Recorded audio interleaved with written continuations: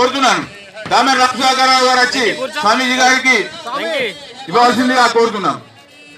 ఈనాటి కార్యక్రమానికి ముఖ్య అతిథులు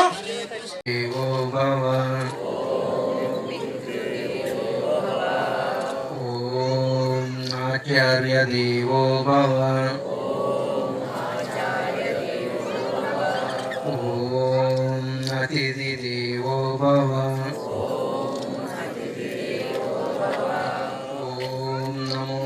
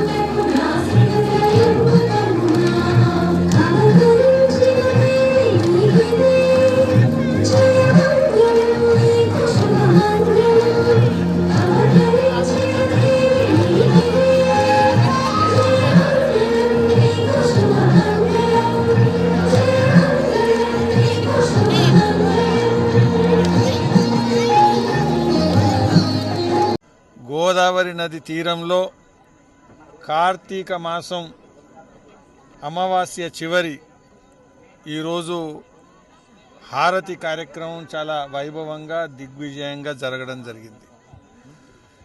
ఈ కార్యక్రమానికి అద్వైత మఠానికి సంబంధించినటువంటి శ్రీలంకకు సంబంధించినటువంటి మఠానికి సంబంధించినటువంటి స్వామీజీ పూజ్యులు అతిథేశ్వరానంద గారు రావడం జరిగింది.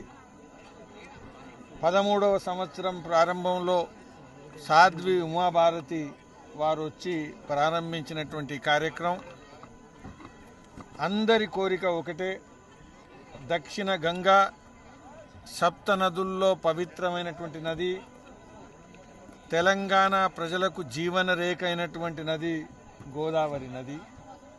అలాంటి గోదావరి మన స్వావలంబనకు మన జీవనానికి ఆధారమైనటువంటి ఈ నది నిర్మలంగా కాలుష్యరహితంగా అవిరలంగా ప్రవహించేటువంటి నదిగా ఎల్లకాలం ఉండాలా, అప్పుడే మానవాళికి మనందరికి కూడా మనుగడ ఉంటుందనేటువంటి పవిత్రమైన ఉద్దేశంతో ఈ యొక్క కార్యక్రమాన్ని ప్రారంభించడం జరిగింది.